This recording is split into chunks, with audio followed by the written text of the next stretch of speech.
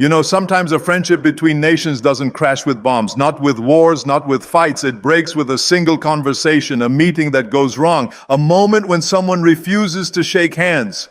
And tonight, we're diving into something that shocked the diplomatic world, something intense, something that got under Trump's skin. Because when Donald Trump speaks, whether you love him or hate him, governments listen. And this time, he didn't go after a nation. He didn't attack a policy. He called out a person, one Indian leader. In Trump's own words, that one man wrecked the U.S. India friendship.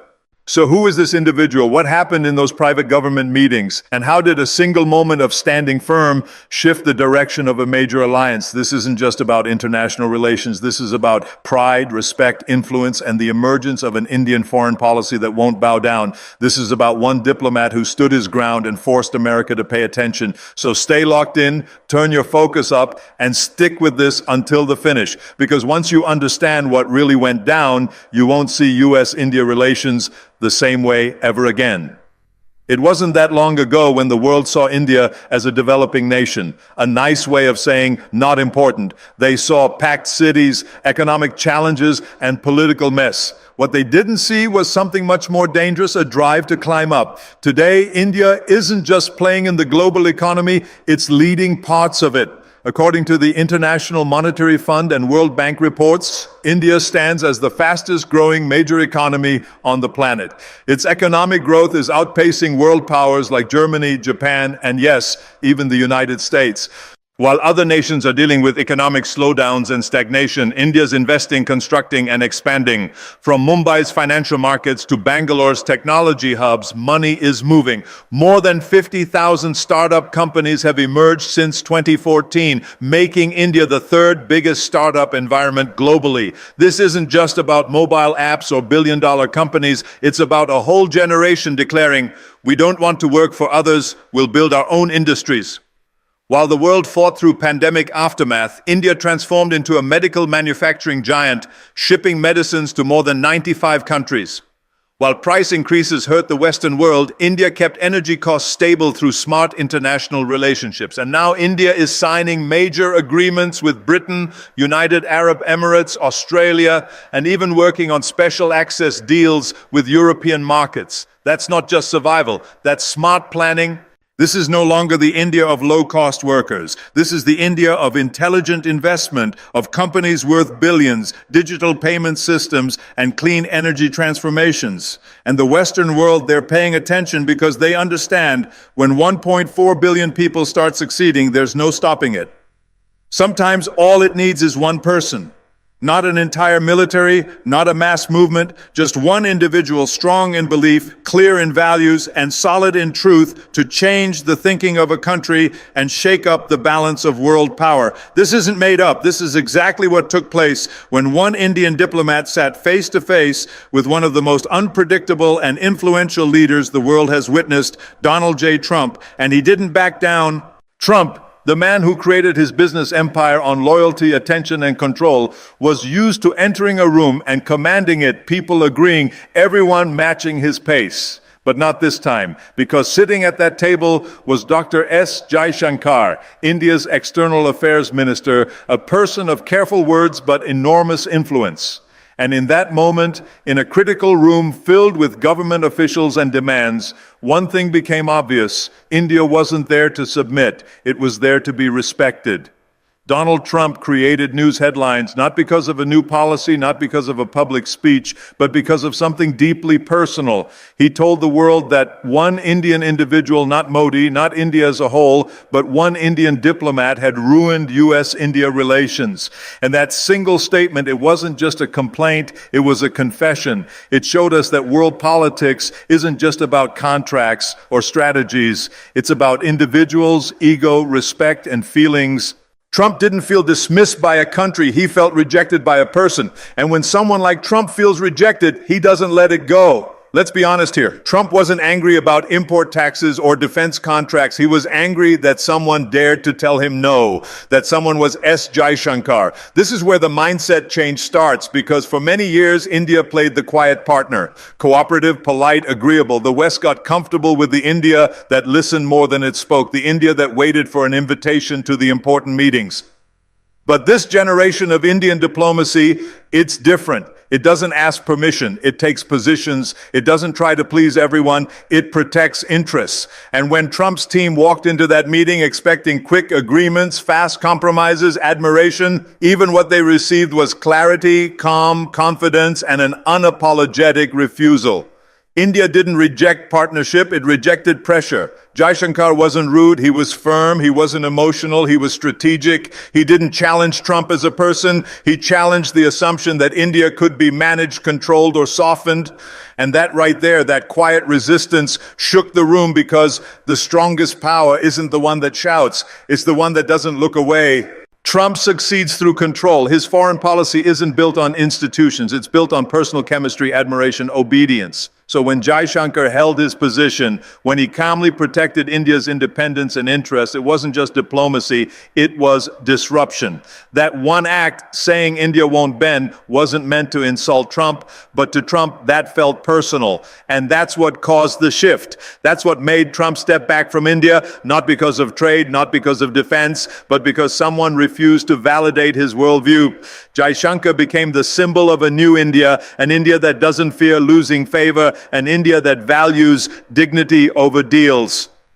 This moment matters more than people understand, because every generation sees a few leaders who aren't loud, but they're stronger in silence, who don't fight but still win, who don't raise their voices but raise their nation's standing. Jaishankar didn't make this personal, but he didn't let it become a show either. He understood one thing: you don't represent a country by flattering others, you represent it by standing for it. This is why mindset matters, not just for diplomats, not just for politicians, but for you. Because in your life too, you will enter rooms where people expect you to shrink, to agree, to stay quiet. And in those moments, your power won't be in how loudly you speak. It will be in how firmly you stand. That's what Jaishankar taught the world. And that's what India today is teaching every rising nation, every young professional, every underestimated individual. You don't have to fight loud to be strong. You just have to know who you are. So the next time someone questions your place at the table, the next time you feel pressure to compromise just to be accepted, remember this moment. One man, one voice, one stand changed everything. Because that's how mindsets shift. That's how nations rise. And that's how one quiet voice can echo across the entire world. Trump's method of operating isn't secret. Loyalty, respect, admiration, or get out. And if someone challenges that, he doesn't just walk away, he remembers, he reacts. What we witnessed wasn't just a policy break, it was an emotional shift. Meet the man who held his ground, Dr. S. Jaishankar, India's External Affairs Minister, sharp, strategic, determined. He's not just a diplomat, he's the face of a new India. One that's finished being lectured, one that walks into global rooms with confidence. During Trump's presidency, trade agreements, defense talks, everything was on the table. And in the middle of it, Jaishankar stayed firm. He wasn't there to flatter egos. And let me tell you, Trump expects admiration, not resistance. So when Jaishankar refused to back down, it felt personal. Yes, Modi and Trump appeared friendly in public. Think howdy Modi, namaste Trump. But behind those smiling photographs was a different reality. Jaishankar was holding the line. And that firmness Trump read as defiance. There was a specific meeting, high pressure, high stakes. Trump's team wanted concessions. India wanted fairness, respect, independence. Jaishankar said no on tariffs, on technology transfers, on defense purchases. India wasn't going to be pushed around. And Trump didn't just see that as policy resistance. He saw it as a personal rejection. From that moment, the atmosphere changed. Trade deals got blocked. Defense agreements stopped moving. Public smiles, private distance. Eventually, Trump blamed one man for the breakdown. Here's the reality. After 2020, the friendship started to crack publicly too. The U.S. removed India's GSP trade benefits. America first clashed with Atmanirbhar Bharat, a self-reliant India. Washington wanted more access, more control. India said, not at the cost of our independence. And that rubbed people the wrong way, especially on defense. India purchased the S-400 missile system from Russia. The U.S. threatened sanctions. India stood firm. Then came Ukraine. The West wanted condemnation. India chose neutrality. Strategic autonomy wasn't a slogan. It was a red line. This isn't the India of the 1990s. This is confident diplomacy. No more being talked down to. India isn't asking for a seat at the table. It's taking it. This was supposed to strengthen the alliance. What happened instead? A breakdown. The room grew tense, the trust broke, and even though public smiles remained, both governments knew something had shifted. Trump walked away feeling disrespected. Jaishankar walked away standing taller. It wasn't war, it wasn't sanctions, it was ego versus sovereignty. Two forces, two mindsets, and one unforgettable confrontation.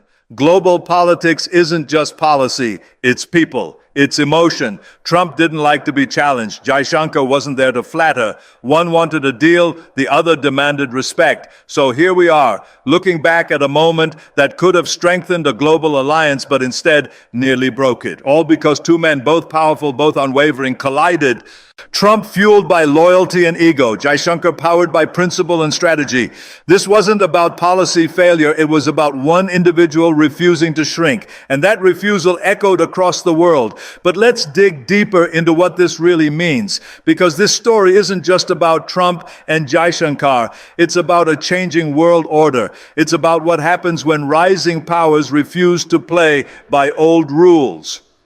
For decades, American foreign policy worked on a simple formula. America offers partnership. Other countries accept gratefully. America provides security. Other countries provide loyalty. America leads, others follow.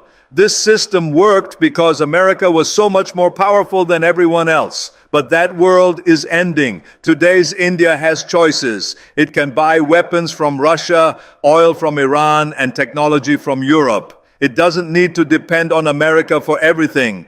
And when you don't depend on someone completely, you don't have to accept whatever they offer. This new confidence isn't just about economics, it's about identity. Modern India sees itself as an ancient civilization that's reclaiming its place in the world. It's not trying to become America or China, it's trying to become the best version of India. This India doesn't see partnership as submission. It sees partnership as mutual benefit. It doesn't see friendship as agreement on everything. It sees friendship as respect for differences. Jaishankar embodies this new thinking. When he sits across from American officials, he's not representing a country that needs American approval. He's representing a country that wants American partnership, but only on equal terms. This drives people like Trump crazy, because Trump's whole approach is based on being the dominant partner, on being the one who sets the terms, on being needed more than he needs others. But India's message is clear. Those days are over, at least with India. Now, some Americans see this as a threat. They see rising India as competition. They see Jaishankar's firmness as ingratitude. They think India should be grateful for American friendship and accept whatever terms America offers. But that's old thinking. Smart Americans understand that a confident India is actually better for America. A weak partner who only says yes isn't really a partner at all. They're just following orders. A strong partner who sometimes says no, who has their own opinions, who brings their own strengths to the relationship, that's a real partner. That's someone who can help America deal with challenges like China's rise and global terrorism. The question is whether American leadership can adapt to this new reality. Can America learn to work with partners instead of subordinates? Can America accept that friendship doesn't mean automatic agreement? Trump's reaction suggests that at least some American leaders aren't ready for this change. They still want the old relationship where America talks and everyone else listens. But this isn't just about America and India. Other countries are watching this story closely. They're learning that it's possible to stand up to American pressure and survive, maybe even thrive. Countries like Brazil, South Africa, and Indonesia are taking notes. They're seeing that India said no to America and didn't get destroyed. They're realizing that they have more options than they thought. This is creating a more multipolar world, a world where power is more spread out, where no single country can dominate everyone else, where relationships are based more on mutual benefit and less on dominance and submission. Some people think this is dangerous. They worry about global instability. They prefer the predictability of American dominance.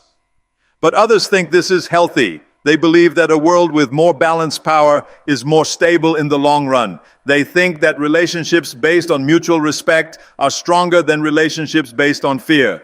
Coming back to the personal level, what can we learn from Jaishankar's example? How can his approach help us in our own lives? First, know your worth. Jaishankar knew what India brought to the relationship. He understood India's strengths and wasn't willing to sell them cheap.